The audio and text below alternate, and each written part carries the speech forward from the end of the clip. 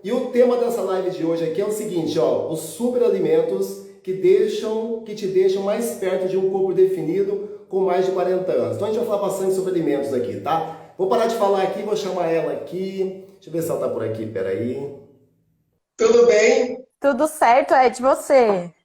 Tudo ótimo. Olha, deixa eu te falar, muito obrigado. Vocês estão me ouvindo bem? Estão me ouvindo bem? Show de bola. Deixa eu só subir aqui um pouquinho, gente. Aqui é tudo, a gente vai improvisando, a gente vai ajeitando, organizando as coisas.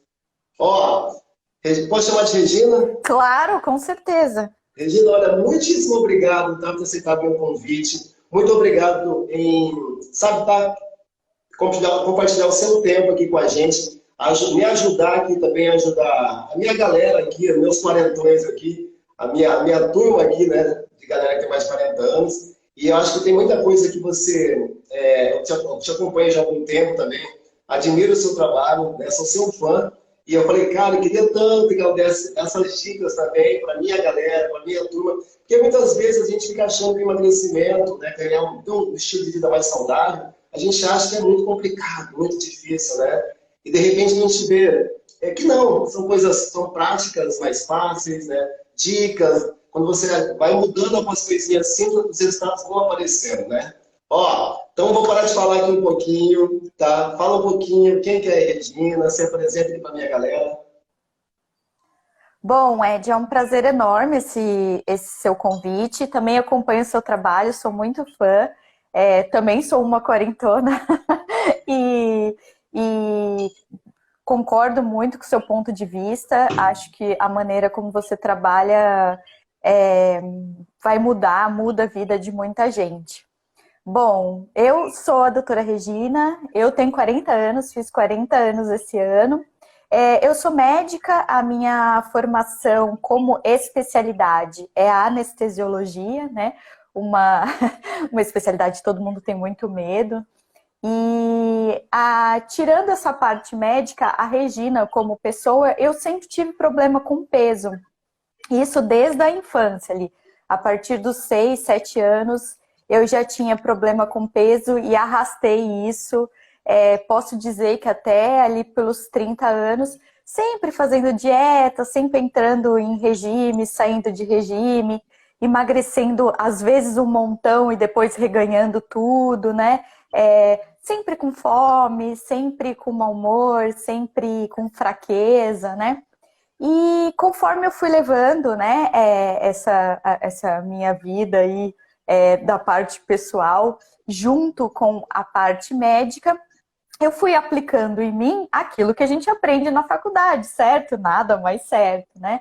E eu aprendi na faculdade, assim como a maior parte dos meus colegas, tanto médicos como nutricionistas, de que a gente deve basear a nossa ingesta calórica nos carboidratos, que são a base da pirâmide, que são essenciais à nossa energia, que carregam ali menos calorias, né, por grama e por isso seriam mais benéficos, que eles têm ali junto muitos nutrientes, né, que pão integral é maravilhoso, arroz integral é maravilhoso, e é nada mais justo, né, que eu aplicar isso, que eu teoricamente teria que aplicar com os meus pacientes em mim.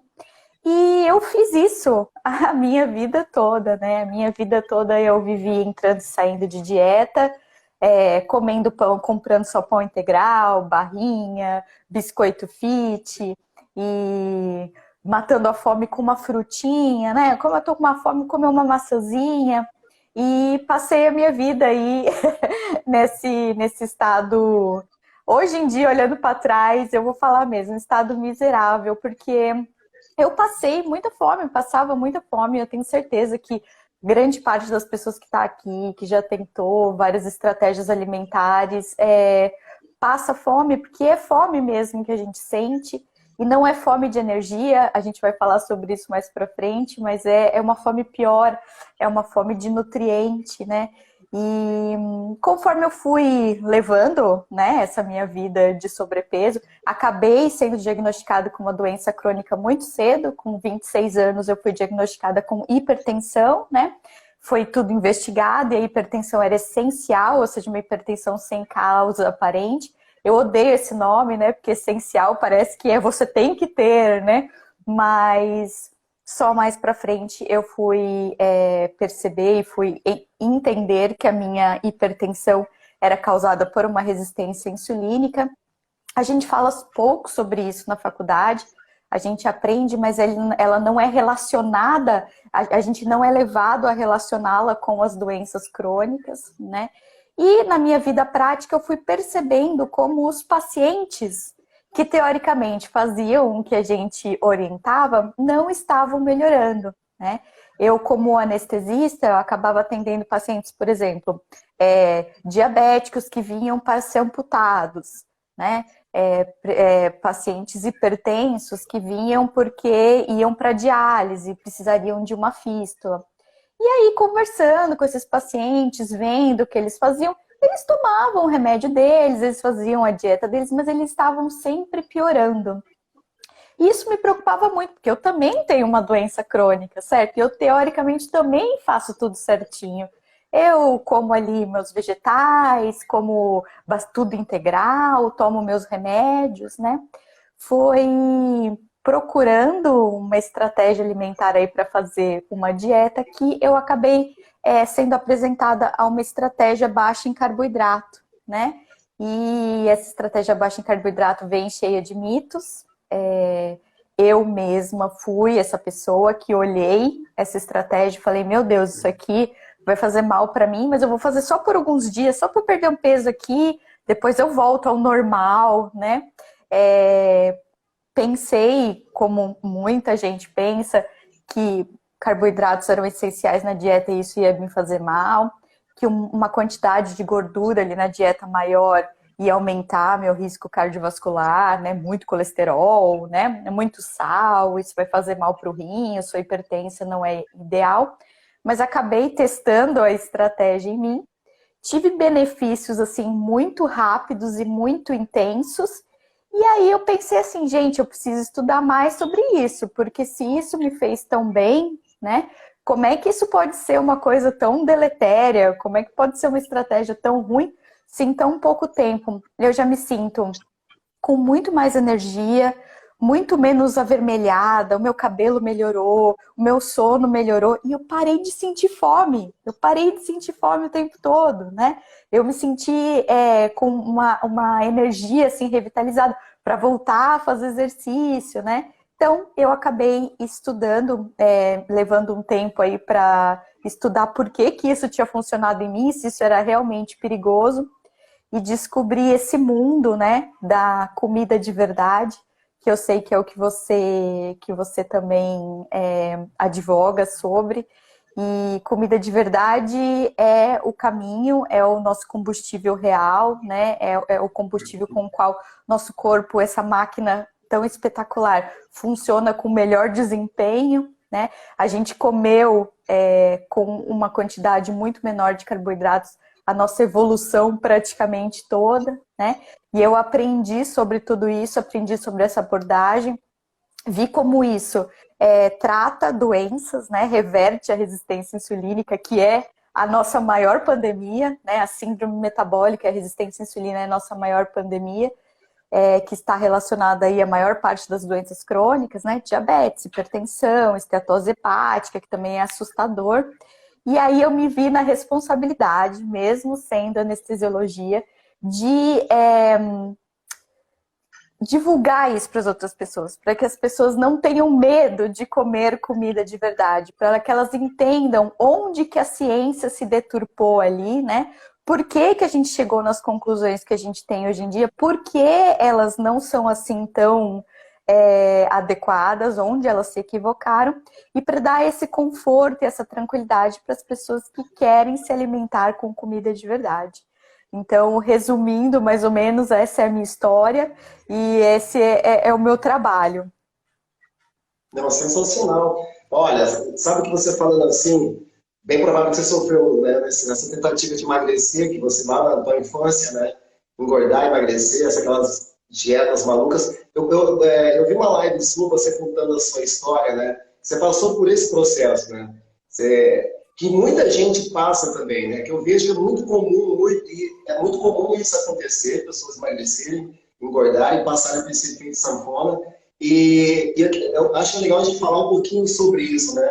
Essa questão, cada vez mais, eu acho que tem muita, doutora Regina, você abre a internet, todo dia é uma dieta nova que surge, é uma forma milagrosa de querer emagrecer, uma estratégia, muitas vezes, as pessoas estão só pensando no dinheiro, não estão pensando na saúde das pessoas. E eu vejo as pessoas pegando essas dietas malucas e aplicando nas vidas delas, e cada vez mais as pessoas sofrendo efeito sanfona, e a gente sabe da importância que isso, o mal que isso pode causar, né? A pessoa pensar, toda vez que a pessoa faz uma restrição calórica muito forçada, né? Muito ruim para o corpo dela, porque ela perde massa muscular, ela perde massa óssea, ou seja, a taxa basal daquela pessoa acaba diminuindo também, e ela cada vez mais fica com mais dificuldade de emagrecer, né? Eu vejo isso muito acontecer justamente. Eu passei aqui em casa, um caso muito parecido com eles, né? Minha esposa, e você fala muito bem sobre isso, essa questão que ela já fazia de tudo, né? Ela treinava 5, 6 vezes por semana, treinava pesado, treinava duro pra caramba, e ela não conseguia emagrecer. E muita gente fala na internet, eu falo muito pro pessoal aqui, da gente ficar mais atento a tantas informações aqui, porque hoje estão falando que o exercício físico é a coisa mais importante, que você faz exercício abdominal para você perder a barriga, as pessoas acreditam nisso, e eu puxo a orelha do pessoal, a gente fala a verdade o tempo todo, não é assim que funciona, e eu vejo isso na prática, eu vejo isso com meus alunos, a gente tem cuidado muito mais, o exercício físico é só um, né, dos pontos, dos pilares importantes para uma vida mais saudável. E eu vi isso acontecer justamente com a minha esposa, que é a Rafa. Eu treinava bem pra caramba e não consegui emagrecer. Então a gente teve que ter um olhar com mais carinho para a alimentação dela. Ela já fazia uma alimentação legal, digamos, limpa, né? Mas aí ela comia muito carboidrato, e a gente achava que o carboidrato era saudável, e ela não conseguia emagrecer. Foi um pequeno ajuste que foi feito na nossa alimentação, eu falo nossa porque eu chamei ela para dentro, né, no projeto que eu fiz, e ela, digamos, foi a primeira aluna, a cobaia, digamos assim, e a partir daí ela conseguiu ter um emagrecimento, assim, incrível, perdeu mais de 7 quilos em 2 meses de gordura corporal, enfim, é um pouco da nossa história também, e eu me identifico bastante quando você fala isso. Vamos falar um pouquinho, que acho que é muito importante, a gente começar já, Regina, falando daquela história, por que hoje se fala tanto de carboidrato, que momento que entrou isso, né? O que fez as pessoas acharem que isso era importante, falarem mal da gordura, a gente está falando que isso começou na década de 70, mas conta para a galera, né, o que aconteceu, por que eu falo sempre isso, doutora Regina? Porque muitas vezes as pessoas estão acima do peso, muitas vezes elas não têm culpa disso. É tanta informação distorcida, que elas acham que eu estou fazendo da forma correta, mas de repente, não estou fazendo da forma correta. Vamos contar um pouco dessa história? Lembra daquela história da década de 70, quando surgiu essa questão da gordura? Conta para a galera um pouquinho como que foi isso. Isso aí tudo é muito interessante e serve para a gente perceber, não só para nutrição, né, mas como certas coisas podem acontecer. E quando a gente baseia toda a nossa estrutura numa base que não é sólida, vai tudo crescendo e de repente tudo desmorona, né? Na década de 50, na verdade, ali logo depois da Segunda Guerra Mundial, os níveis de doença cardíaca começaram a aumentar assim surpreendentemente. Eu sempre falo isso nas minhas aulas, até o começo do século XX, doença cardíaca, uma pessoa morrer de infarto, era uma coisa rara. Era uma coisa que os meus colegas médicos da época assim, chamavam, nossa, vem ver essa autópsia que o paciente morreu de infarto, nossa, que raro, né? O que será que aconteceu? E a partir da década de 50 isso começou a se tornar muito comum. Um presidente dos Estados Unidos, inclusive, teve um infarto grave, né? E os americanos são muito ligados no seu presidente. Então, a parte científica americana se dedicou a descobrir o porquê que isso estava acontecendo. por que que uma doença que não era assim tão comum, de repente, começou a ficar mais comum. Alerta de spoiler, o culpado era o cigarro, não era a gordura. Mas o Henshaw Keys, que era um médico muito conhecido na época, era uma pessoa que ele era muito admirado, ele já tinha participado de vários projetos do governo americano, inclusive ele foi o criador do kit de ração dos soldados americanos, que os soldados americanos levavam para a guerra, e as histórias da Segunda Guerra contam muito que os outros soldados dos outros países invejavam muito, né, esse kit, né, que cada soldado americano recebia. E o engraçado é que nesse kit do Henshaw Keys tinha bolacha cream cracker, tinha inclusive cigarro. Então eles ficavam assim meio invejosos, né, dos kits de ração dos americanos. E esse médico foi meio que instituído ali, ele foi determinado para descobrir o por que essa nova doença estava assolando os americanos, inclusive já tinha até tocado, né, o presidente. Esse médico começou a fazer uma pesquisa, um levantamento, e ele teve acesso a pesquisas mais antigas, umas pesquisas russas, em que os russos fizeram alguns experimentos com coelhos. Eles deram para os coelhos quantidades grandes de leite gordo. E esses coelhos que recebiam leite gordo morriam do coração. Então veio esse negócio, talvez seja a gordura, visto que essas pessoas que morrem do coração, quando a gente examina elas, né, na autópsia, tem gordura ali nas artérias do coração, tem gordura ali depositada. Então deve ser a gordura. E ele iniciou uma pesquisa observacional em que ele foi para diferentes países e estudou como cada população comia, a quantidade de gordura, a quantidade de carboidrato, né, como aquela população se comportava.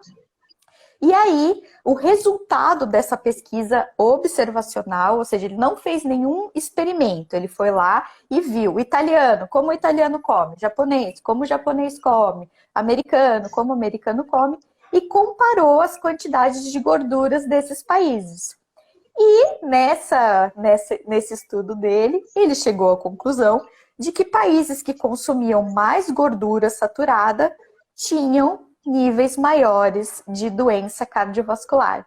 Então, pronto, isso definiu que a gordura seria a culpada da doença cardiovascular, né, da doença cardíaca, e aí a gente precisava fazer alguma coisa sobre isso, certo? Se as pessoas estão comendo muita gordura e isso está fazendo mal para elas, a gente precisa proteger as pessoas, né? E aí, na década de 70, vieram as diretrizes alimentares que definiram que a base da nossa alimentação, né, deveria ser os carboidratos. Por quê?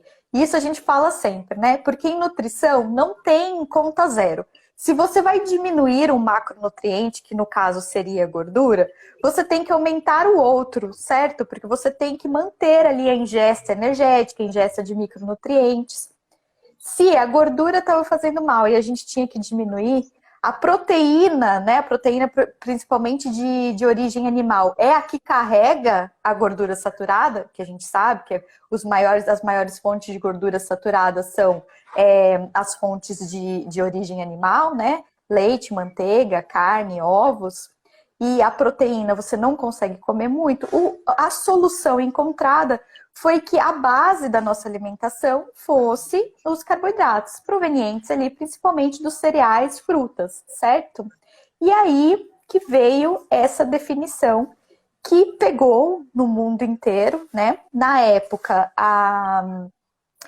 o pessoal que estava ali na liderança da parte nutricional, né? Da Associação Nacional de Nutricionistas dos Estados Unidos, isso a gente sabe, né? Eram pessoas que defendiam o vegetarianismo como religião, né? Nos Estados Unidos a gente tem muito forte os adventistas. os adventistas são ali contra o consumo de carne animal, né, de produtos de origem animal. Então juntou a fome com a vontade de comer, né?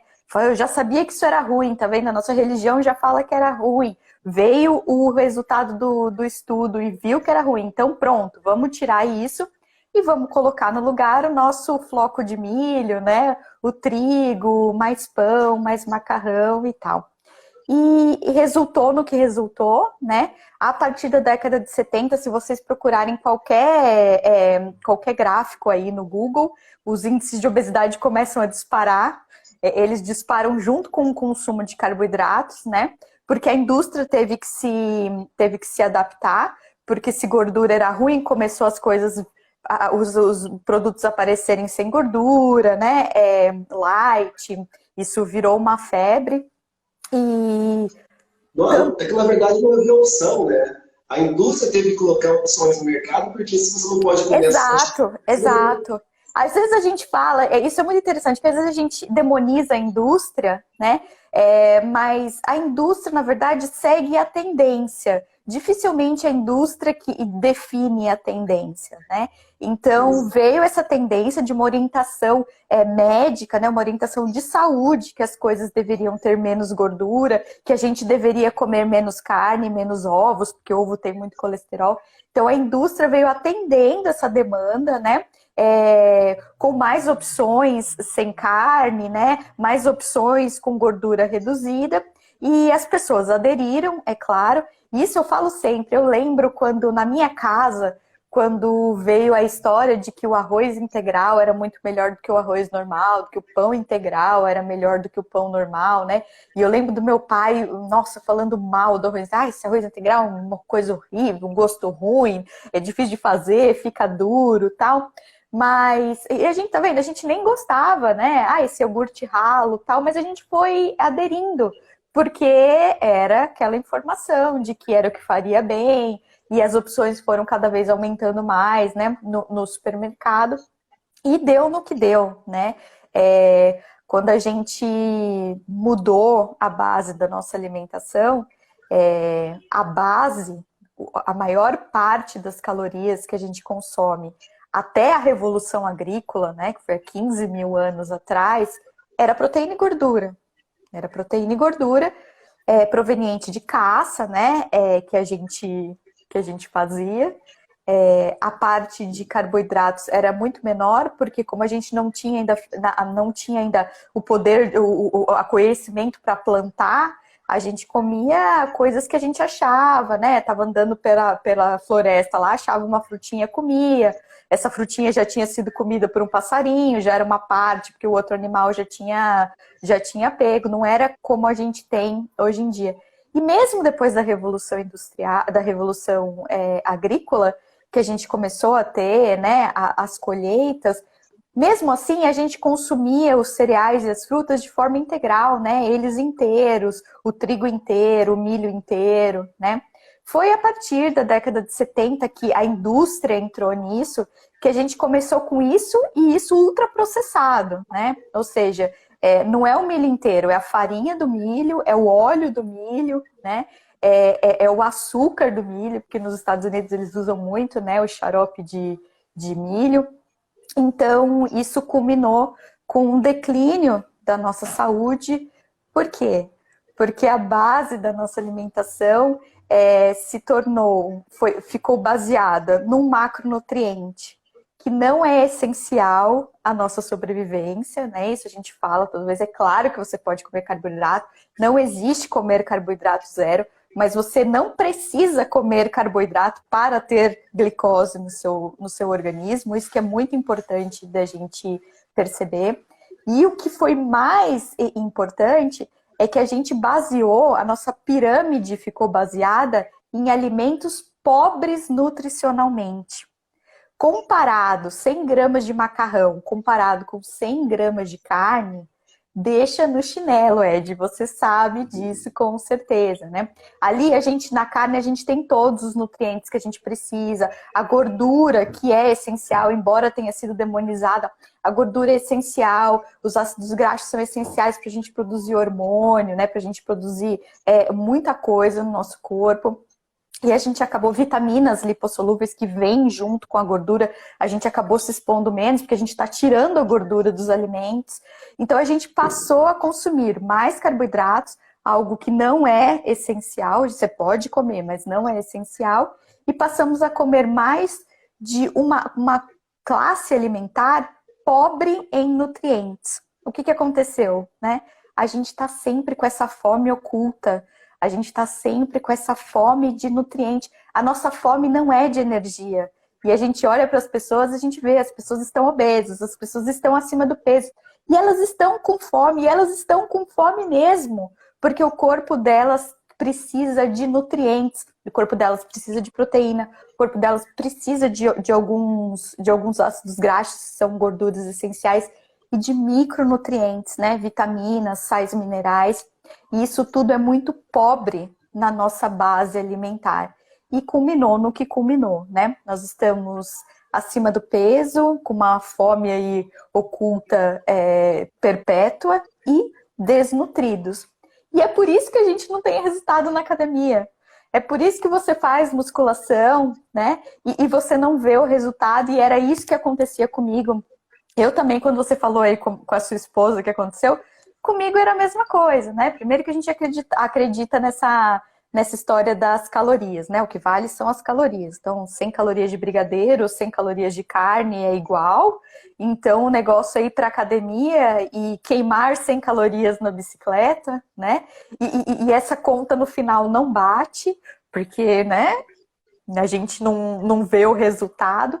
E quando você vai para a parte de ganho muscular, e isso foi uma coisa que aconteceu muito comigo, toda vez me falava, mas Regina, você precisa fazer musculação, não é só aeróbico. Eu ia para musculação e eu não via resultado. Eu ficava lá 1 hora e meia, 1 mês, 2 meses e o braço fraquinho, a barriga tanquinho não aparecia, né? Eu falava, então para que eu vou ficar fazendo isso aqui, certo? É melhor eu ir lá na minha bicicleta e queimar o meu brigadeiro e pronto, se eu vou continuar sem músculo, né?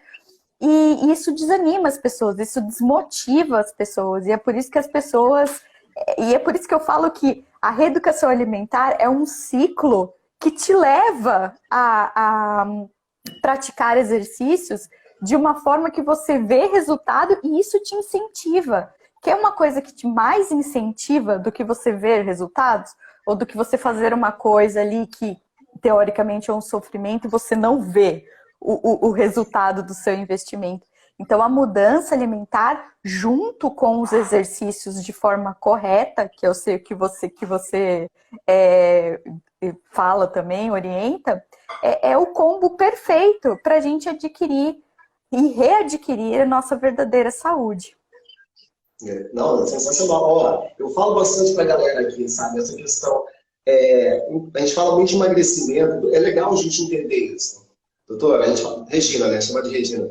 Eu falo muito aqui do corpo sarado depois dos 40 anos. Quem me conhece há algum tempo, mas você sabe que essa palavra, sarado, né? Eu escolhi essa palavra para trabalhar em cima dela, assim, porque sarado vem de curado. Sarado vem do corpo saudável, sabe? De saúde. Sarado vem de ausência de doença, né? Então, o que a gente busca aqui é exatamente isso. Não tem como você ter um corpo definido, uma barriga de tanquinho, sabe? Um corpo, né, legal, mais bonito, olhando para o lado estético, se você não tem saúde. A saúde vem em primeiro lugar. Então, o que a gente faz aqui é justamente ensinar os alunos, ensinar as pessoas que me seguem aqui, que a melhor coisa do mundo é você adotar um estilo de vida saudável, que o emagrecimento é só uma consequência disso. Exato. Quando você foca no emagrecimento, você faz loucura. Você faz restrições de dieta com restrição calórica, você faz déficit calórico, você fica pesando comida, você fica contando calorias, enfim, você vai ficar buscando coisas muito mais difíceis. Então, o grande lance do emagrecimento, que eu vejo mesmo, é as pessoas focarem no emagrecimento. É tipo assim, ó, parece loucura que eu vou falar agora, mas se você quer emagrecer, você tem que ficar pensando nas calorias. Você tem que ficar pensando, por exemplo, na tua insulina, por exemplo. Quando você abaixar a tua insulina, você começa a emagrecer. Então, mas Ed, o que dá para fazer? Quais são os alimentos que a gente pode comer para baixar a nossa insulina, e quando abaixar a nossa insulina, o processo de emagrecimento vai ser natural, vai ser só uma consequência disso. Então, primeiro a gente faz o quê? A gente desinflama esse corpo através da alimentação, tá? Que é o fator, que é a base de tudo. E quando a gente fala hoje de base de tudo, não é só base para fazer um bom exercício físico para ganhar massa muscular. É base para você trabalhar melhor, para você ser mais produtivo no seu trabalho, para você namorar melhor, para você pensar melhor, para você viver melhor. Então a nutrição para a gente é a base de tudo, é a base de tudo. Vamos falar um pouquinho dessa questão da insulina, da importância das pessoas entenderem. Eu acho que é legal a gente frisar sobre isso, né? O porquê que você precisa comer alguns alimentos e outros você precisa evitar, justamente para a gente ter essa insulina um pouco mais baixa, para não ter ali resistência à insulina.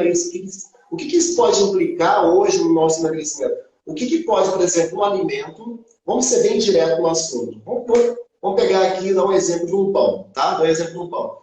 Eu estou no processo de emagrecimento e, sei lá, minha Nutri pediu para eu comer pão integral porque ele é mais saudável que o pão que não é integral, o pão francês. Beleza, quando eu como o pão integral, isso é um alimento de alto índice glicêmico. Tudo bem, ele tem mais fibras, ok. Vai ajudar na absorção, aquela coisa toda, mas é um alimento, é um carboidrato de alto índice glicêmico. O que esse pão pode implicar, pode atrapalhar o meu processo de emagrecimento, porque minha insulina vai ficar mais alta? Vamos explicar um pouquinho? Eu queria que você falasse um pouquinho sobre isso, para a galera entender, assim, essa questão da resistência à insulina. Bom, a insulina é um hormônio, né? Muitas pessoas não sabem que a insulina é um hormônio, ou seja, existe aí uma regulação hormonal quando a gente come, né? A insulina é produzida pelo nosso corpo o tempo todo, então não é que a insulina é 100% vilã, né? Às vezes as pessoas pensam assim, a insulina é tudo de ruim. Não, a insulina é essencial ao nosso metabolismo. Pessoas que não produzem insulina são os diabéticos tipo 1 e precisam de suplementação, né? Precisam de tratamento. A insulina é o hormônio responsável por regular a quantidade de glicose no nosso sangue. A glicose é a energia básica de cada célula nossa, né? Para cada célula nossa trabalhar, ela precisa receber a glicose para que ela, na sua mitocôndria, consiga transformar aquilo em energia. A insulina é o hormônio responsável por tirar a glicose que está circulando no sangue e jogar ela para dentro dos tecidos, para dentro das células. A gente sabe, isso é conhecimento médico, nutricional de todos, que o macronutriente que mais estimula a produção de insulina é o carboidrato. Porque o carboidrato glicose é um carboidrato. Então, quando a gente come um alimento que é rico em carboidrato, ele vai ser digerido, vai ser absorvido, certo? Essa absorção dessa glicose provinda desse alimento vai subir a quantidade de glicose no sangue. Isso vai sinalizar para o pâncreas produzir mais insulina. De acordo com a quantidade ali, ele vai liberar a insulina e essa glicose vai sair do sangue e entrar para os tecidos e para as células, certo? Se você come mais energia do que você precisa, certo? O que vai acontecer? O seu corpo vai falar, nossa, veio mais energia do que eu preciso. Vamos estocar essa glicose em forma de gordura para quando a gente vir a precisar dessa energia, ela lá estar. Então, a insulina não só trabalha na homeostase da glicose, como ela trabalha também na síntese de gordura. Gordura que eu tô falando, a nossa gordura ali, que se deposita embaixo da nossa pele, né, que é a subcutânea, e a gordura visceral também, que é que se deposita ao redor dos órgãos, que é um problema, né? Quando a gente tem muita gordura visceral, ela estimula essa inflamação crônica. Então, quando você, que está querendo emagrecer, come um alimento que é rico em carboidrato, ele é rico em energia. E energia você já tem. Quando você come esse alimento e a sua insulina aumenta, você dificulta o seu corpo de conseguir usar o estoque de gordura como energia. Então, a insulina alta, e não a insulina só, a insulina alta, um fator muito relacionado com o excesso de peso, a obesidade e todas essas doenças crônicas que a gente vê por aí. Pressão alta, esteatose hepática e diabetes tipo 2. Como a gente não tem um tratamento, vamos dizer assim, medicamentoso específico para diminuir a insulina, não existe um medicamento que você toma e faz o seu pâncreas não produzir a insulina que ela precisa. Ela é pouco, hoje em dia já está mudando, mas ela é pouco investigada pelos meus colegas. É difícil quando você vai ao médico e está obeso, está ali acima do peso, está com uma doença crônica, é difícil de um médico pedir insulina. Geralmente ele pede só a glicemia, para saber como que está a glicose no sangue. E a gente pode ter a insulina ali cronicamente alta, lutando para colocar essa glicose para dentro das células e para dentro do tecido gorduroso, e você não saber. Então, é muito comum, né, vou dizer que a imensa maior parte aí das pessoas que estão acima do peso, que têm diabetes tipo 2, esteatose hepática, tem um quadro de hiperinsulinemia, ou seja, elas estão expondo o corpo delas a uma quantidade maior de carboidrato do que elas conseguem lidar. E por isso que às vezes a gente fala que a resistência à insulina é um cenário de intolerância aos carboidratos. Intolerância à lactose as pessoas entendem bem, né? Elas comem algo com lactose e não se sentem bem, o corpo não responde bem, né? O cenário de hiperinsulinemia, de resistência à insulina, é um cenário de intolerância ao carboidrato, ou seja, o seu corpo não consegue lidar de forma adequada com esse excesso de carboidratos que você está bombardeando ele, certo?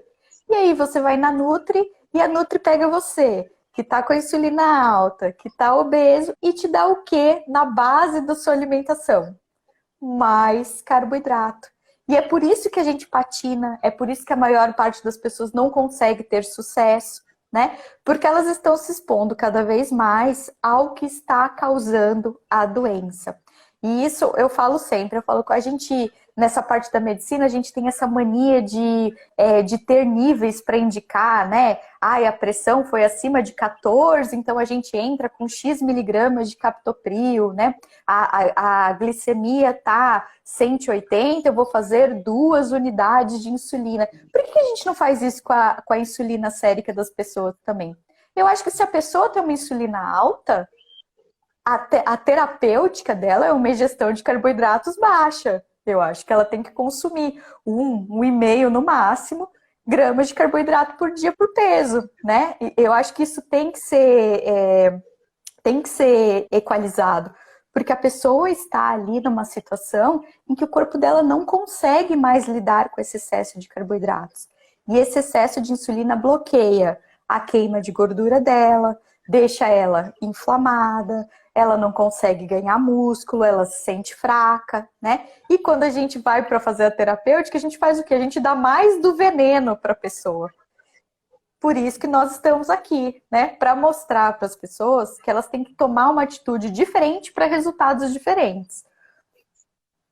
Mas isso, por exemplo, você como médico falando isso, né? A gente tem uma dificuldade muito aqui, né? Porque são poucas pessoas falando disso hoje.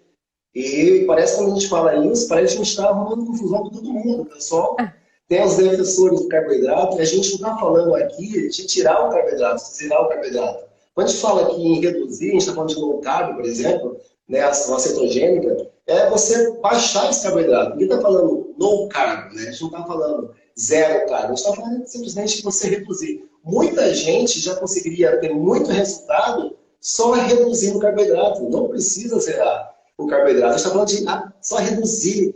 E a gente tem esse medo. E por que a galera tem muito medo? Principalmente a galera que treina já, principalmente, né? Muita gente tem esse medo. Eu também tive esse medo, tá, Juliana? Eu fui aquela pessoa... Eu também. Eu fui aquela pessoa que há uns 10 anos atrás, que eu acordava de madrugada para comer arroz, para eu não perder massa muscular. Eu era essa pessoa.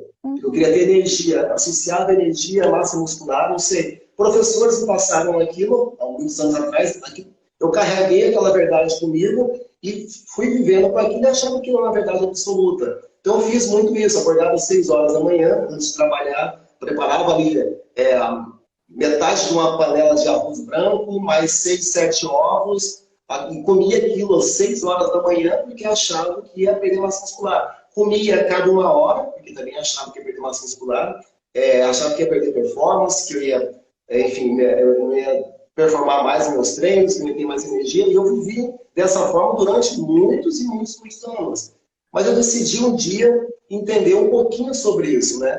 E aí que quando eu adotei um estilo de vida, digamos, low carb, eu entendi que é o seguinte, olha que doideira é isso. Eu não só mudei a qualidade da minha massa muscular, ou seja, hoje eu tenho mais massa muscular, mas agora com mais força, eu treino melhor. E outra coisa, a minha disposição, a minha energia mudou completamente. Eu mudei o combustível, mudou também a disposição. Então, eu costumo dizer sempre para meus alunos aqui, como é que você sabe se você tem saúde? É difícil a gente mensurar isso, né? É difícil até mensurar o que é ter saúde, o que é saúde. E muito mais mensurar qual que é o teu nível de saúde, quanto você tem de saúde. Sabe como que a gente mensura? A gente consegue identificar o quanto a gente tem de saúde? O quanto que você tem de disposição, de energia. E eu consegui perceber claramente na minha vida que quando eu comecei a mudar o meu combustível, eu comecei a ter muito mais disposição. Chegava às 7 horas da noite, 8 horas da noite, às vezes até brincava com a minha esposa aqui, né, garrafa, falei, gente, a gente parece que ia começar o dia de novo, que a gente está com disposição de correr uma maratona, se fosse possível. E eu fiquei maravilhado com isso, porque isso me fez entender que a importância de você olhar com carinho para os alimentos, e a gente começou hoje a passar isso para os nossos alunos também, e todos eles começaram a ter, além de ter uma melhor definição corporal, mais massa muscular, menos gordura corporal, conseguiram ter muito mais disposição, muito mais energia, e isso é fascinante. Isso que é o ouro do negócio. Você hoje ter 40 anos, 45 anos, 100 anos, e você ainda tem muita disposição. Olha que loucura isso, né? Isso aconteceu com você também? Aconteceu muito. Eu fiz 40 anos esse ano e já falei várias vezes. Eu me sinto hoje muito melhor do que eu me sentia com 30, né? Até com 20 e poucos ali. É uma disposição completamente diferente. Eu, por muito tempo, vivia completamente cansada. Eu só dormia, trabalhava, chegava em casa, dormia. Aí acordar ia para o trabalho e dormia até ir para o trabalho, e depois voltava do trabalho e dormir. Não tinha disposição para nada. E uma das coisas que mudou muito e me trouxe até aqui, porque se eu não tivesse a disposição que eu tenho hoje, né, eu não estaria aqui passando essas informações, trabalhando com o pessoal aqui no Instagram, porque eu estaria dormindo largada em algum lugar muito cansada, né? Mas é muito interessante isso aí que você falou, que a gente comia e às vezes tinha até medo de perder a massa magra, né? Comer o carboidrato para proteger a massa magra. E eu vou falar uma coisa aqui que a minha mãe sempre fala, que mudar de ideia é de sábios. Só os sábios mudam de ideia, né? Eu também era essa pessoa que achava e falava que os carboidratos eram essenciais, que a gente tirar eles da dieta era uma coisa muito restritiva e que traria danos à saúde.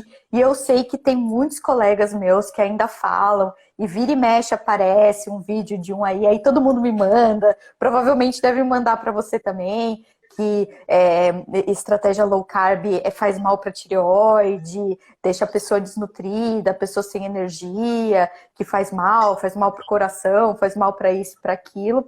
E eu tive aí a coragem e a sorte de aplicar isso em mim. Eu vi isso me mudar. Então não é ninguém que me falou, não. Não é ninguém que me falou, que veio lá da década de 70 e falou assim, olha, Regina, eu estudei aqui, gordura não é bom, viu? O bom é comer cereal matinal de manhã, bastante donut, sorvete e evitar carne, porque é isso que faz bem. Eu mudei a minha alimentação, eu aumentei a proteína na minha dieta, eu aumentei a gordura na minha dieta, eu restringi os carboidratos e eu senti a diferença. E ela é real, ela é fato, ela é clara. As pessoas perceberam em mim antes mesmo de eu falar para as pessoas. Foi muito interessante, porque quando eu comecei a estratégia, logo que eu perdi um pouco de peso, e não foi nem tanto peso que me manteve, foi a mudança, assim, como eu me sentia dentro de mim mesma. Mesmos pensamentos, sabe? Menos depressão, menos pensamentos ruins, mais energia, mais vontade de contar para as pessoas, mais vontade de mexer o corpo, né? De ter o resultado, de usar essa máquina sensacional. Então, tudo que a gente fala aqui não é que a gente leu no livro de nutrição e que eles mandaram a gente fazer e a gente acreditou, ou falaram para mim, olha, Regina, esse remédio que você dá para os diabéticos, ele diminui a glicemia e eu acreditei e falei, ah, tá bom, então quando chegar um paciente para mim, eu vou dar para ele e a glicemia vai diminuir, e a glicemia não diminui. Como grande parte dos remédios para diabetes, que a gente vê, que a gente dá para o paciente, mas não tem o resultado que a gente espera.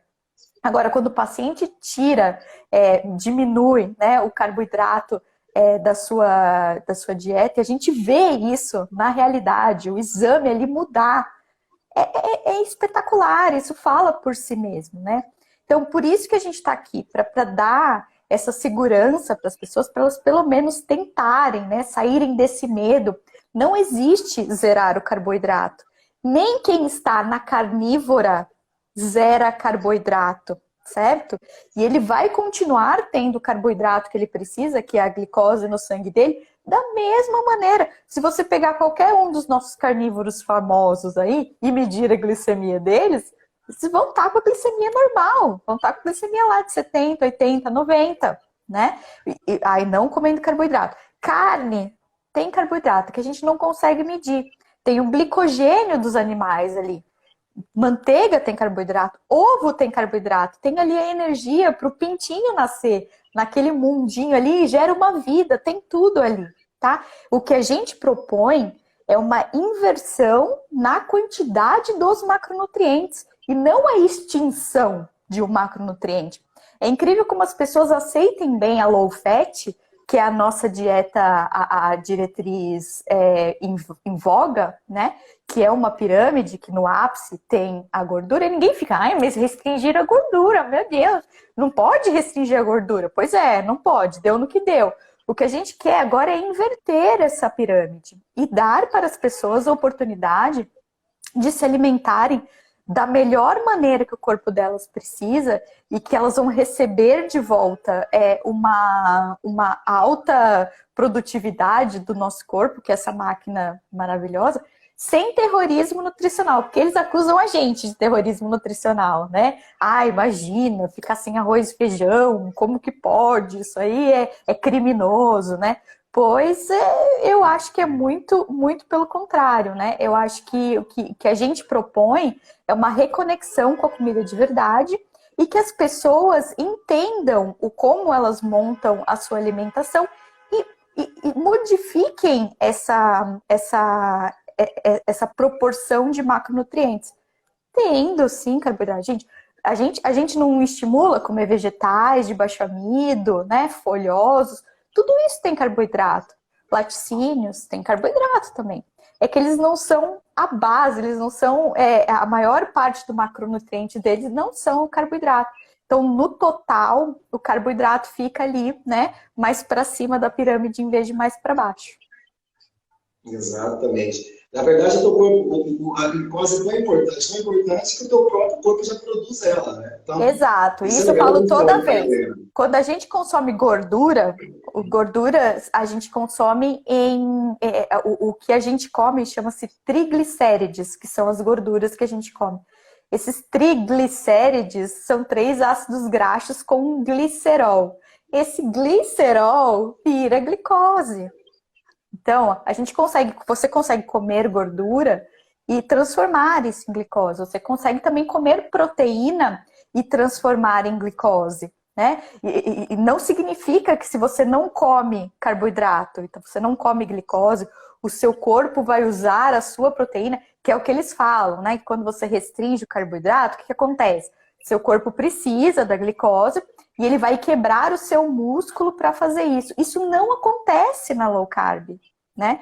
Porque isso é uma coisa que acontece só em desnutrições graves. O corpo começa a consumir nosso próprio músculo em situações de restrição calórica mantida por muito tempo, de restrição nutricional muito grande. E que acontece com algumas pessoas que fazem dietas extremamente restritivas por muito tempo. Eu fiz por um tempo uma dieta em que eu ficava lá calculando o dia inteiro, que eu calculava eu comia só 800 calorias por dia e fiz isso por meses. Era visível minha perda de massa muscular. Eu lembro que na época o meu pai, que é médico, até falava assim, Regina, olha a batata da sua perna. Consumiu a batata da minha perna, sabe? Porque isso acontece em situações extremas. Não é você fazer uma estratégia baixa em carboidrato que vai fazer o seu corpo consumir a sua proteína. A proteína que você come também se transforma em glicose. Total. Não, isso é fundamental. É engraçado as pessoas entenderem que, assim, o que a gente tem que ficar atento a isso? Porque se a gente olhar para onde a gente está indo, a gente está indo para cada vez mais um mundo sedentário, cada vez mais as pessoas estão acima do peso, cada vez mais as pessoas estão ficando doentes. Então a gente para um pouquinho e observa, peraí. Então o que está sendo feito agora não está funcionando. Exato, né? exato. Não está funcionando, peraí. Seguir essa tabela nutricional aqui, né, que foi colocada como... Se uma coisa tem que fazer a gente mudar, é isso, né? E que foi a coisa que, assim, deu um tapa na minha cara como médica. A gente está fazendo os tratamentos, a gente está indicando, os pacientes estão fazendo o que a gente está mandando e eles não estão melhorando. Tem alguma coisa errada aí. Vamos dar um passo para trás e olhar, né? Tem alguma coisa errada. Talvez seja estratégia. E é a estratégia. E a gente precisa mudar. E a gente precisa dar essa chance para as pessoas, para elas mudarem com a tranquilidade, sem terrorismo, né? Mas essa dieta vai te fazer mal, é muito colesterol, vai aumentar seu colesterol, vai fazer você infartar. Tirando das pessoas a oportunidade que elas têm de se reconectar com a saúde, porque elas estão sendo aterrorizadas por conta de um estilo alimentar que nada mais é o que a gente fez pela maior parte da nossa evolução. Mas é assim também. Quando a gente fala em low carb, somente a pessoa que é mais leiga, ela fica imaginando que é tipo uma dieta, sabe, doutora? A gente associa logo low carb a mais uma dieta que vem aí. E a gente não sabe, muita gente não sabe, que a low carb nada mais é do que você tirar os processados, os refinados, as farinhas. Quando você começa a tirar aquilo que faz mal para o teu corpo, o que sobra são alimentos low carb. É um pouco isso, não é que você vai ter que fazer uma dieta. Eu sempre brinco aqui bastante sobre isso. Eu sou contra a dieta, sou contra ficar contando calorias. Acredito que isso até dê certo para fisiculturistas, atletas. Já fiz isso no passado também. Mas hoje, pessoas comuns, sabe? Eu tenho 45 anos, meus alunos, a maioria tem a mesma idade que eu tenho. Pai de família, mãe, fazer uma pessoa, depois de trabalhar o dia todo na rua, voltar para casa, ficar contando calorias, colocando no aplicativo calorias, pesando comida. Eu acho que isso é uma forma quase, uma forma cruel de você pedir para alguém emagrecer. Né? Sabe? É uma tortura. Por quanto tempo você consegue sustentar uma dieta contando calorias? Eu me considero uma pessoa disciplinada, eu não consegui fazer isso. Uhum. Como eu não consegui fazer isso, eu falei, peraí, então eu vou recomendar para os alunos que eles façam a mesma coisa. Então a gente fez o quê? Bem, vamos entender como que a gente consegue emagrecer, sabe? Reduzir, quando a gente fala em emagrecer, a gente está falando de reduzir gordura corporal, não está falando de reduzir peso, tá? Então a gente pensa em tirar essa gordurinha que está incomodando, tanto que a gente sabe, é legal a gente falar isso, né? É legal até você falar um pouco sobre isso, essa questão. A gente fala hoje eu penso assim, um corpo saudável, eu falo tanto de definição muscular. O que é definição muscular? É um corpo com menos gordura e mais massa muscular. Então, quando você tem menos gordura e mais massa muscular, naturalmente você fica mais definido. Legal. Então, quando você fica com um corpo com menos gordura, né? Menos gordura corporal, consequentemente você fica com um corpo mais saudável, porque você fica você se afasta de algumas doenças que estão associadas à obesidade, por exemplo. Então, quando você ganha massa muscular, você se protege contra outras doenças. Então, o combo perfeito é justamente isso. É você baixar seu percentual de gordura e aumentar a sua massa muscular para você ficar uma pessoa mais saudável, né? E quando a gente pensa em low carb, as pessoas acham que a gente tem que fazer dieta. Mas não é fazer dieta. Tem como você adotar um estilo de vida mais saudável, porque o teu corpo sabe o tanto que você precisa comer. Isso que é legal a gente falar, Regina. Porque o teu corpo sabe exatamente o quanto você precisa comer desde que você coma os alimentos certos. Né? Eu costumo brincar bastante aqui, que é o seguinte, cara, por exemplo, você pega os animais ficam comendo o tempo todo, Exato. pode ter comida, na verdade, né? Só os domésticos aqui, se você colocar comida, coitados, estão ansiosos, e muitas vezes eles até engordam, mas na natureza, os animais sabem a quantidade exata que eles precisam comer. E nós temos, o ser humano tem a mesma característica. Mas o que a gente precisa fazer é só comer comida mais saudável, você ter em casa comida mais saudável, que você vai ficar saciado com pouca comida. Isso é o natural. Isso é o que a gente precisa fazer. Então a galera precisa entender que o low carb não é fazer restrição calórica, não é ficar ali fazendo contagem de calorias, não é ficar pensando em comida. É simplesmente você tirar aquilo que está fazendo mal para você, que naturalmente vai sobrar low carb aí, ou talvez uma cetogênica também, depende. Acho que é legal a gente falar sobre isso um pouquinho, para as pessoas entenderem. O que a gente precisa fazer é trocar a alimentação, não é isso? Sim, isso aí que você falou é muito interessante, porque toda vez que a gente fala em dieta, né, essa palavra é muito mal compreendida, e todas as vezes que a gente pensa em dieta, a pessoa pensa que é o quê? Ela é uma estratégia alimentar pontual que ela vai usar por um tempo, e aí quando ela chegar no objetivo dela, ela vai parar de fazer dieta, porque fazer dieta é ruim, então ela vai voltar a fazer o que ela fazia antes, certo? E vai acontecer o quê? Ela vai ter os mesmos resultados que ela tinha antes. Então, nisso a gente já vê que ter uma dieta por um certo ponto, né, por um certo tempo, já é fadado ao erro. Porque se você muda, eu quero mudar a minha estratégia aqui para eu perder 5 quilos. Então, nesses próximos meses, eu não vou comer macarrão. Eu perdi 5 quilos. Depois que 5 quilos eu volto a comer macarrão, você vai ganhar os 5 quilos de novo. Quando você volta a fazer as coisas que te engordaram, você vai voltar a engordar, né? Então, por isso que assusta um pouco as pessoas, porque quando elas pensam, não é uma coisa de um mês, não é uma coisa de 6 meses, é uma coisa para a vida, parece uma coisa assim muito, né? Mas é isso que a gente precisa fazer. A gente precisa mudar todo o estilo alimentar o tempo todo.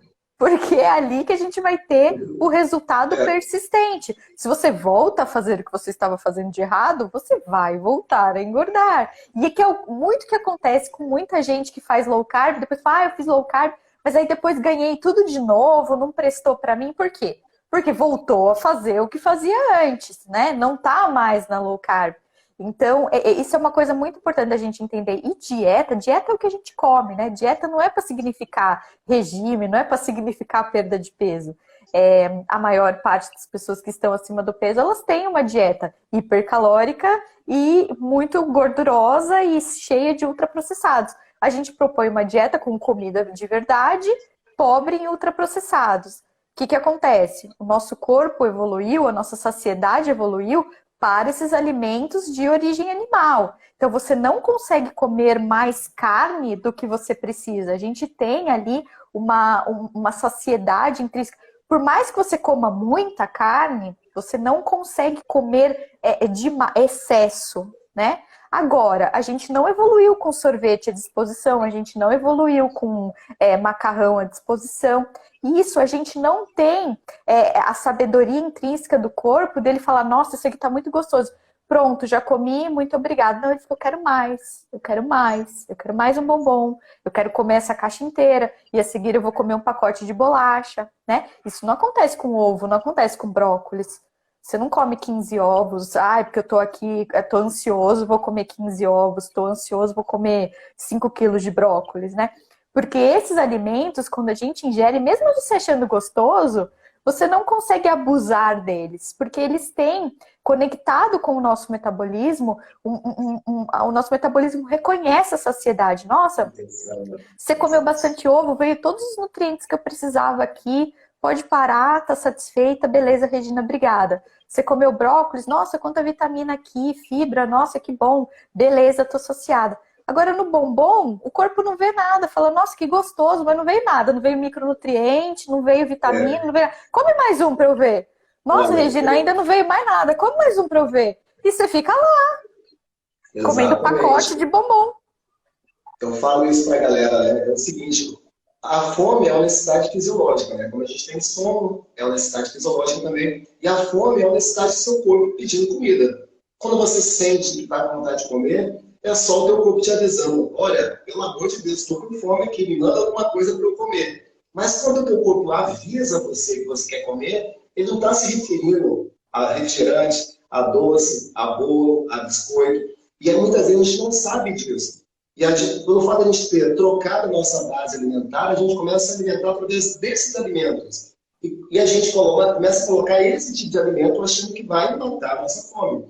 E não mata a fome nunca esse tipo de alimento. E o teu corpo vai ficar, olha, você não mandou o alimento que eu estou precisando. Aí você faz o quê? Ele faz você sentir fome de novo, através de hormônios importantes aí, né? A gente fala sobre a grelina, por exemplo. Ele desperta a fome em você e você vai lá de novo. Aí você joga arroz, pão, biscoito, bolo. E ele fala, não é isso ainda. Não é isso. Manda mais, que ainda não é isso que eu queria. Esse aí ele fala o quê? Eu quero o que é essencial. E o que é essencial? Né? A gente volta de novo no assunto do primeiro tema da live. Né? Proteínas, né? Gorduras boas. É isso que é essencial. Por isso que a gente tem que entender um pouco isso. Exato. Não, isso às vezes me falam muito, né? Em hospital, a comida é muito ruim. Eu não sei se as pessoas têm essa noção, né?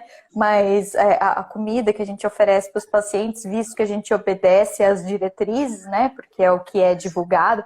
E mesmo as comidas que a gente tem para o corpo clínico, né? Para as pessoas que trabalham no hospital, é muito carboidrato. Então tem sempre torradinha, geleia, pão com um pouquinho de alguma coisa, né? Com uma pasta de alguma coisa que é com óleo vegetal e tal. E às vezes eu tô no hospital, eu penso assim, nossa, ai que fome. E aí eu penso assim, melhor eu não comer nada do que comer qualquer uma dessas coisas. E eu vejo meus colegas comendo ali o tempo todo.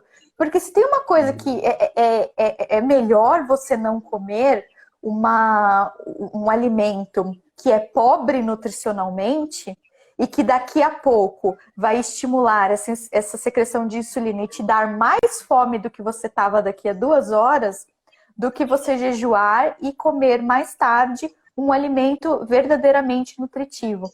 Então, o que eu quero dizer? Se você está com aquela fominha no meio da tarde, vou comer 2 torradas integrais com margarina, você não mata a fome. E é o pior, você aumenta a sua fome. Porque daqui a pouco você está com o dobro de fome, porque vai ter uma oscilação na sua glicemia muito importante.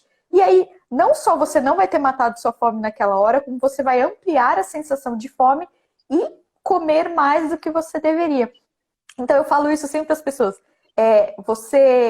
Para matar a fome, nem sempre comer é a resposta. Depende do que você vai comer. Às vezes é melhor não comer.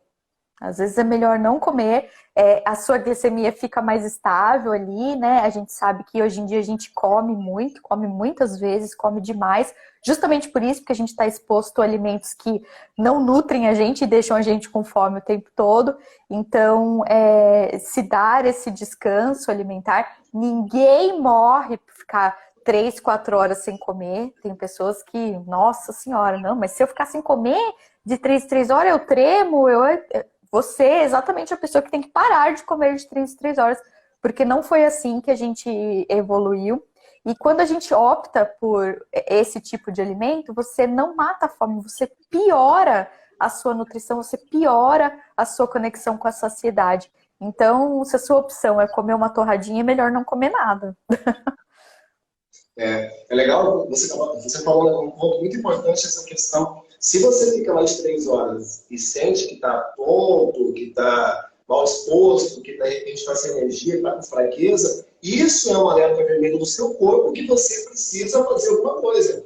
Não é Exato. comum as pessoas ficarem 3 horas sem comer e começar a passar mal, gente. Aí você fala, meu Deus, tem alguma coisa de errado aqui. Isso é um alerta vermelhíssimo do teu corpo que você está muito inflamado. Então é legal a gente entender isso, tá? Olha, vamos já caminhando para o final da nossa live. É muito assunto, né? A gente podia Eu ficar falo muito. 11 horas. Vamos falar um pouquinho, Retina, da importância do exercício físico, né? A gente, cada vez mais, de tanta coisa que a gente fala na internet aqui, e as pessoas ficam perguntando sempre, tipo, qual que é o melhor exercício físico para isso, para aquilo, para emagrecer, para ficar com a barriga de tanquinho, como que eu faço para perder a barriga, esse exercício aqui é o melhor. E eu sempre falo a mesma coisa aqui. A gente tem que estar preocupado com a nossa massa muscular. Se a gente se preocupar com a nossa saúde, a gente vai sempre no caminho certo. Então, qual que é o melhor exercício de todos? É a musculação e a gente sabe disso. Então, quando você faz musculação, você resolve todos os seus problemas. Você fica com barriga de tanquinho, você fica com o corpo mais definido, você consegue ter um corpo mais desenhado, digamos assim, mais atlético, né? E principalmente muito mais saudável. E vamos falar um pouquinho, e a galera fica, às vezes, tentando buscar o melhor exercício para aquilo. Se você é mulher, você faz esse exercício físico. Se você tem mais de 40 anos, você tem que fazer esse. Olha, se você tem 60 anos, tem que fazer isso. Para você que é diabético, você faz esse tipo de exercício físico. Gente, isso é tudo história, isso é tudo mito. Você tem que fazer o quê? Você tem que fazer musculação. O que vai acontecer todo mundo precisa fazer, homens, mulheres, pessoas com mais idade, principalmente. O que a gente faz aqui é só adaptar os movimentos para a sua capacidade, para a tua realidade atual. Mas a musculação é o que vai garantir que você tenha, sabe, longevidade, que você envelheça bem. Então a gente tem que começar hoje fazendo isso, né? Então, vamos falar um pouquinho agora sobre exercício físico, para a galera entender um pouquinho da importância disso, porque se está tão agarrado ainda ao emagrecimento, eu faço exercício físico porque eu preciso emagrecer. Não, você precisa fazer exercício físico se você quer envelhecer bem. É assim que a gente tem que pensar. Né? Então, eu bato assim com essa tecla aqui o todo. Vamos falar um pouquinho sobre isso. Você falou aí o que é o segredo, né? Hoje em dia, isso aí já está ficando cada vez mais claro e as pessoas já têm divulgado mais que o segredo da longevidade é uma massa magra importante, né? Se você quer viver mais, quer viver bem, né? O segredo não é tomar 1000 suplementos, é fazer dieta X, ser vegetariano, etc e tal, e meditação, é você ter uma massa magra bem constituída. A sarcopenia, que é a perda de massa magra, está diretamente relacionada com a doença, com a perda funcional, com a debilidade, com a dependência, né? Então é isso que a gente não quer. A gente quer envelhecer bem. E para envelhecer bem, você precisa ter músculo. Lamento muito se isso não te agrada. Isso foi também um tapa na minha cara, né? Quando eu comecei a estudar toda essa mudança metabólica, eu sempre fui a louca do aeróbico. Por quê? Porque a gente estava presa naquele negócio da contagem de calorias, certo? E o que queima mais caloria é o aeróbico. Então, se o negócio é quantas calorias eu como, quantas calorias saem, o negócio é sair correndo, fazer spinning, aula de jump, e a seguir a aula de hidroginástica, e depois dar mais uma corridinha. E não é assim que funciona, né? Primeiro que essa contagem não é assim, né? Eu comer 100 calorias de brigadeiro e pedalar 100 calorias, não bate ali o negócio, né? Não é uma conta zero. E para que você tenha um metabolismo melhor, que é o que você falou, né? A perda de peso vem quando a sua saúde vem. Uma pessoa saudável vai ficando cada vez perdendo ali peso. Para você ter um metabolismo saudável, você precisa de um órgão metabolicamente ativo. E qual é esse metabolicamente ativo? É a massa muscular. Quanto mais músculo você tem, maior a captação de glicose, mais estável vai ser sua insulina, mais calorias você vai gastar em repouso, né? Mais força você vai ter, mais disposição. Então, para você ser saudável, o essencial são os exercícios de força. E isso bate muito contra as pessoas, né? E meus pacientes falam, ai, doutora, eu dou uma caminhadinha aí, ando um pouquinho de bicicleta, agora para academia eu não vou, puxar ferro eu não vou. Porque as pessoas têm muito essa, né, essa crença de que a musculação é uma tortura, é algo muito difícil, que só serve para marombeiros, né, que só serve para fisiculturistas, para as pessoas que já são fortes fazerem. E é por isso que eu adoro o seu trabalho, eu comecei a te seguir por causa disso, porque você mostra exercícios que qualquer um pode fazer em casa, são às vezes até com o peso do corpo mesmo. A gente precisa desmistificar também um pouquinho, né, dessa história de a musculação e aquele ambiente, né, da academia e tal, mas é essencial para uma boa saúde metabólica o treino de força.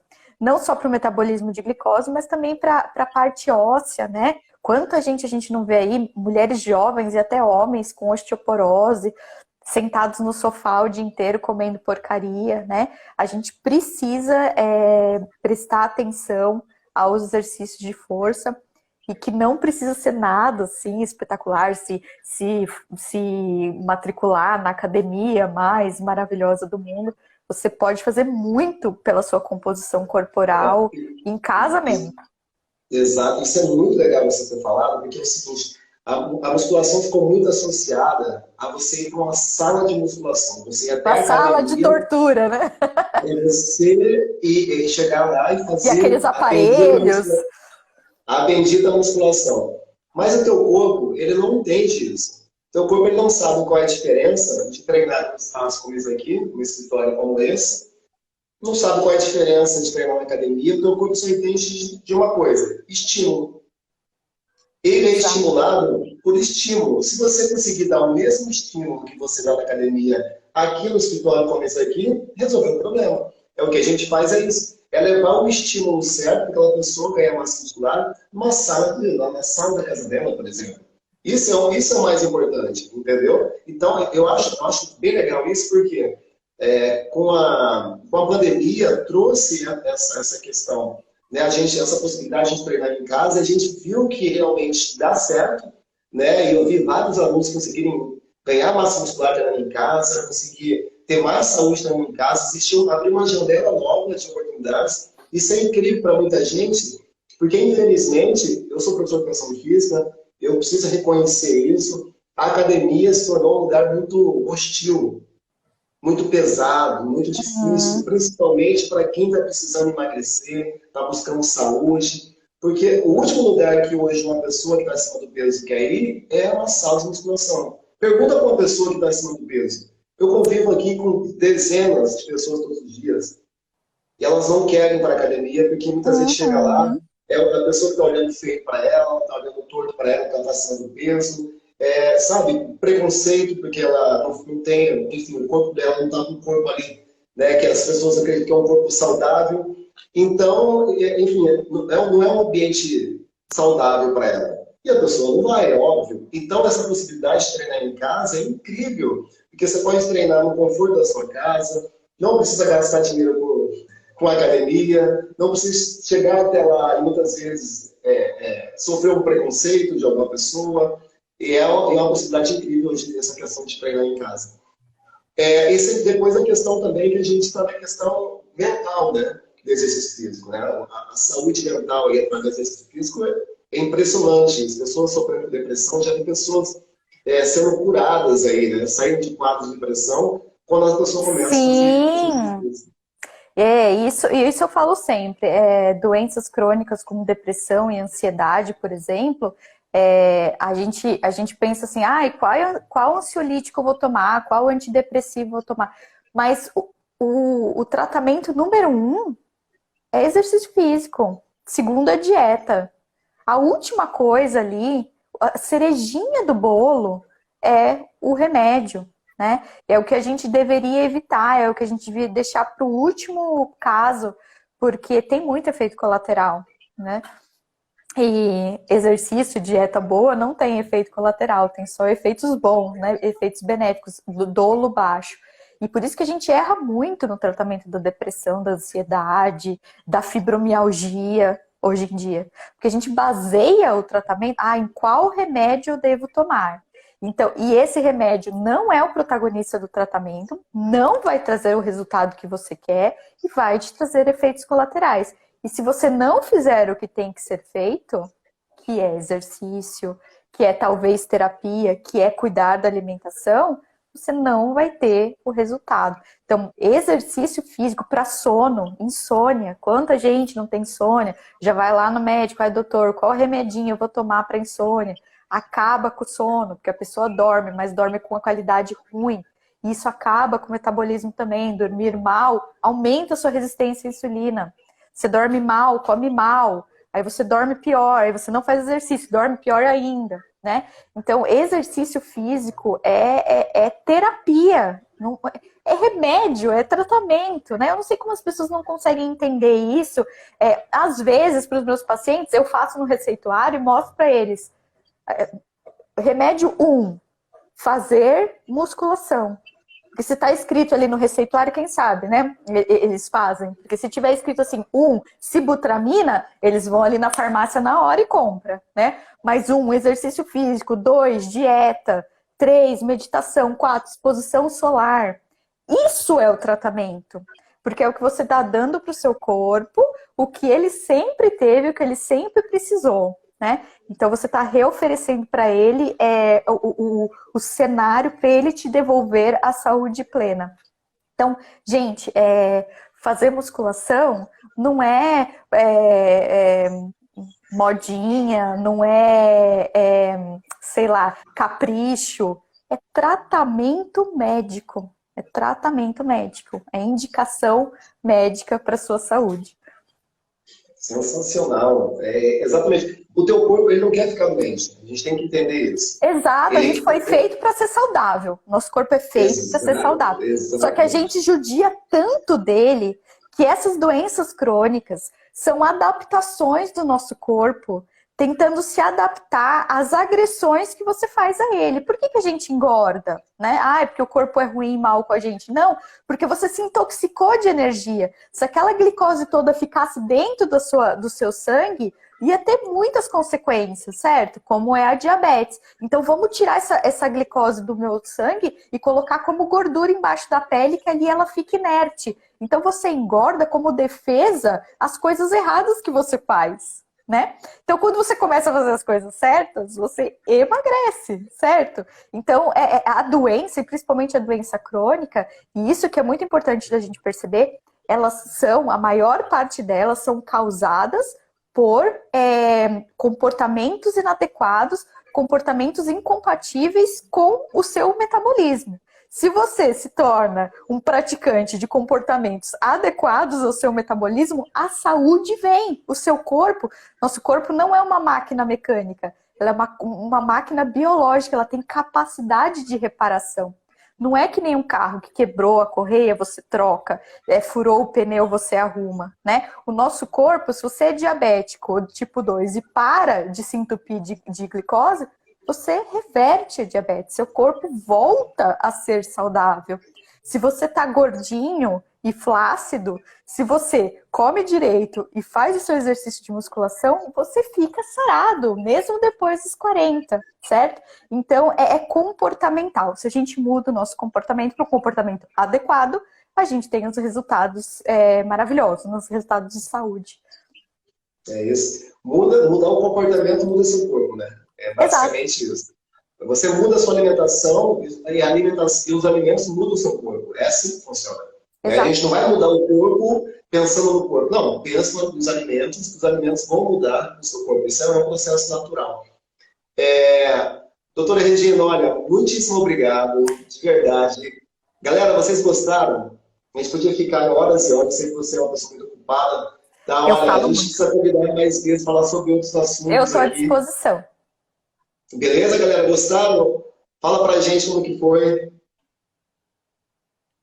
Ó, o pessoal falando de massa muscular. Eu estou à disposição no meu Instagram. Se vocês quiserem deixar pergunta lá, eu consigo responder a maior parte. Sempre disponível. Beleza, ó. adiciona aí a doutora Regina, segue ela lá. Deixa eu só fixar esse comentário aqui, só para a gente fechar essa live aqui.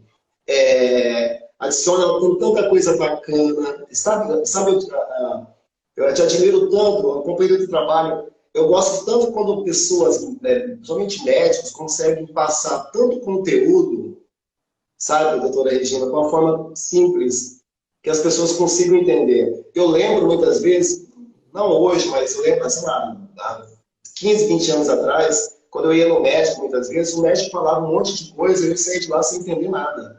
E talvez aquilo que ele me falava podia realmente mudar ali a minha vida, né? Podia realmente me ajudar a ter mais qualidade de vida. Mas como ele passava de uma forma muito técnica, aquilo para mim não dizia nada. E eu não praticava. Se eu não entendo, eu não consigo praticar aquilo que eu não entendo. E é legal, eu admiro muito o seu trabalho, porque você leva para a galera, dos seus seguidores, dos seus pacientes, tanto conteúdo com tanto valor, né? Mas sabe, de uma forma bastante simples. Isso é incrível. Parabéns pelo seu trabalho, tá? Essa é uma grande preocupação minha e eu, assim, olhando a medicina do jeito que ela é praticada, e não só no Brasil, acho que mundial, né? Ela tá bem defasada, eu acho que ela precisa mudar o quanto antes. E olhando para trás, eu acho que essa relação do médico com o paciente, que veio do antigamente, que o bonito era o médico falar palavras complicadas para mostrar ali que ele sabe, que ele fala, e ele mandar no paciente, né? O médico falou, você obedece. Eu acho que essa cultura está muito desgastada e isso é o que leva hoje em dia a baixa adesão dos pacientes na terapêutica. Então, isso é uma preocupação minha, sempre foi, mesmo na minha prática da anestesiologia, eu sempre tive a preocupação de que as pessoas entendessem o que estava acontecendo de uma maneira direta, não de falar coisas que a pessoa não vai entender, mas de uma forma mais direta, para a pessoa entender o que vai acontecer no corpo dela, o que ela está tomando, por que ela vai tomar. E que a decisão de terapêutica seja tomada e não mandada. Então, com os meus pacientes, eu falo assim, olha, eu acho que para você, uma estratégia mais baixa em carboidrato, eu acho que a gente devia tirar esse remédio e colocar esse, eu acho que a gente, por exemplo, podia tirar o remédio para o colesterol. O que você acha? E isso tem pouco na medicina, né? Geralmente toma isso, tira isso e volta daqui a 15 dias. Eu acho que faltou essa interação entre o médico e o paciente e isso é uma coisa que eu quero tentar, que eu faço no meu dia a dia, é trazer o paciente de volta, né? Para ele ser mais cliente mesmo, para a gente discutir a terapêutica, falar, doutor, mas isso aí eu acho que para mim não vai dar. Então vamos pensar em outra coisa, né? Esse remédio que você passou é muito caro, esse aí eu não vou tomar, não entendi nem para que serve. Então vamos pensar em outro, ou eu vou te explicar para que serve, né? Ou vamos pensar em outra terapêutica, o que você acha que seria melhor, né? Eu acho que a gente abrir esse espaço para o paciente, eu acho que é enriquecedor para os dois lados, embora muitos dos meus colegas não pensem dessa maneira, eu acho que os dois lados saem ganhando. Legal. Ó, só respondendo aqui, eu acho que é a Mônica, né? Ela fala da questão da massa magra. O que fazer para não perder massa magra mesmo fazendo musculação? Primeiro ponto de massa muscular é o seguinte, a gente só perde massa muscular se a gente não estimular. O grande lance da massa muscular é a falta de estímulo. Nosso corpo é feito para se movimentar, se você não estimula, você perde aquilo que você tem. Então, qual que é o grande lance que as pessoas erram? Não sei se é o teu caso, tá, Mônica? Eu estou falando de uma forma geral assim. As pessoas não estimulam o suficiente para aumentar a massa muscular. Você precisa mostrar para o teu corpo que você está fraco o tempo todo. Então, quando você vai fazer algum treino de musculação, você precisa mostrar para ele que teu músculo está fraco. É assim que você ganha massa muscular. Então, você vai pegar um peso, imagina, pegar aqui um pezinho, imagina que tem um peso, eu vou fazer um desenvolvimento, você precisa mostrar para o teu ombro que teu ombro está, mostrar para o seu corpo que o seu ombro está fraco. Então você leva ali uma fadiga muscular, é claro, tem que ter técnica, tem que saber fazer o movimento de forma correta. Aí você mostra para ele, o teu corpo fala assim, caramba, aquele músculo está muito fraquinho, ele não conseguiu fazer aquele movimento. Aí você mostrou para o seu corpo que ele precisa ali aumentar aquela massa muscular naquele ombro. E aí ele aumenta a massa muscular. Então, muitas vezes é por falta de estímulo, tá? A gente não ganha massa muscular. Então, melhorando o estímulo, como você faz o exercício físico, aí também aumenta a tua massa muscular. Agora, para você também conseguir massa muscular, você precisa estar comendo aí um mínimo de proteínas, né? Então, eu não gosto aqui de ficar dando dieta, falando, né, o que você precisa fazer, mas vamos dar uma base aqui. Uma pessoa comum, só para a gente fechar essa live aqui, quanto de proteína que eu preciso comer diariamente só para não ficar no 0 a 0?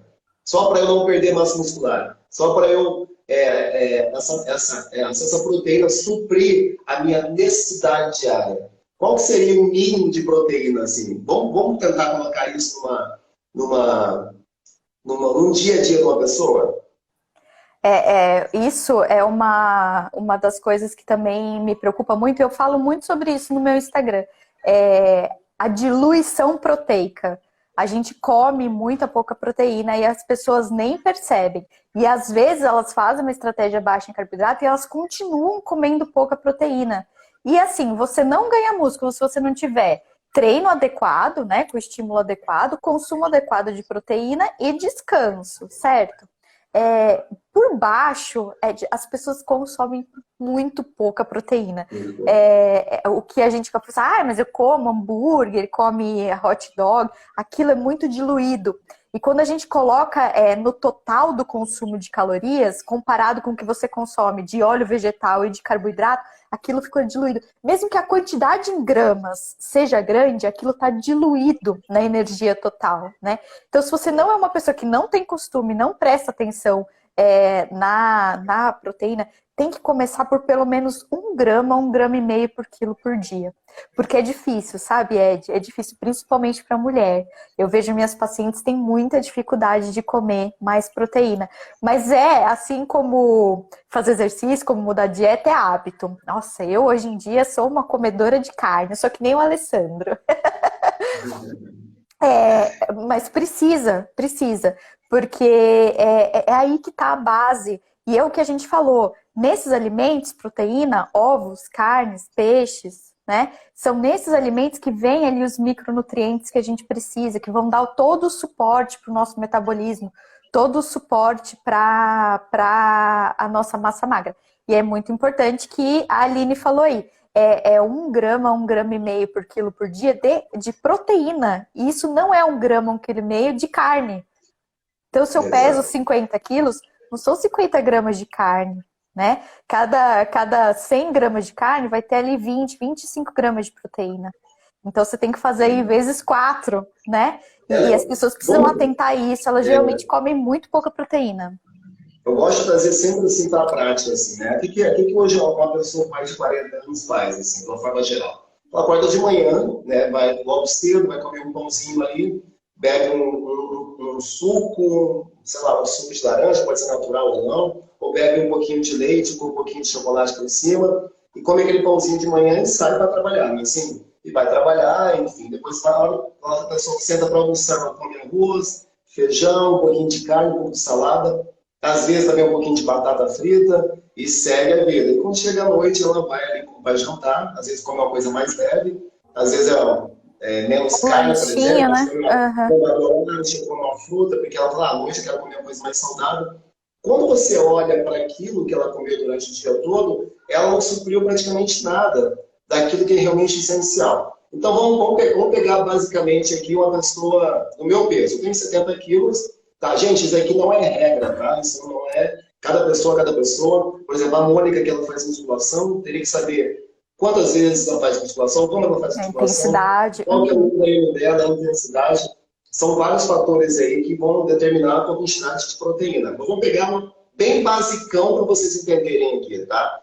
A doutora Regina falou 1 grama, no mínimo 1 grama de proteína por peso corporal. Eu tenho 70 quilos, então eu vou tentar colocar 70 gramas de proteína dentro do meu dia. Então vamos lá, o que seria 70 gramas de proteína?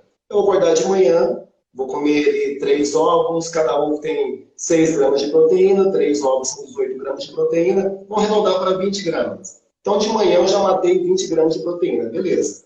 eu tenho 70 quilos, eu tenho que conseguir 70 gramas de proteína, no mínimo. Ainda faltando 50 gramas, correto? Aí, beleza, eu vou almoçar, posso comer saladas, vegetais, ok? Aí vou lá com um bife de 100 gramas de carne vermelha, por exemplo. 100 gramas tem mais ou menos 25 gramas de proteína. Beleza, já coloquei 25, já coloquei 20 de manhã, 25 agora no almoço, aí estão faltando aí 25 gramas de proteína. Quando chegar à noite, ali 7, 8 horas da noite, eu vou e janto e como talvez um bife, ou um frango, ou um peixe. Aí eu mato aí, né, 70 gramas de proteína. Eu estou fazendo pelo menos o mínimo aí para me manter vivo, me manter bem, me manter saudável. Isso seria o mínimo de proteína. Acontece que as pessoas comem muito, muito pouco, Muito né? pouco. Sim. É claro que eu falei de uma forma bem geral aqui, as contas certinhas não são essas. Você tem que pegar o peso total da pessoa e ver ali o peso livre de gordura e você calcula em cima do peso livre de gordura. Isso seria a conta exata, assim, tá? Mas nem todo mundo tem condições de nutricionista, nem todo mundo tem condições de procurar um personal, enfim, um médico. Então, eu fiz uma conta bem básica, só para a galera ter uma noção, tá? Show? Olha, estamos aqui 1h40 falando, tá? Muito obrigado, tá? Beijo Beijos. no coração de vocês aí, gente. Estou à disposição. Tchau para todo mundo aí que assistiu. Obrigada, gente. Beijos. Tchau, tchau, gente.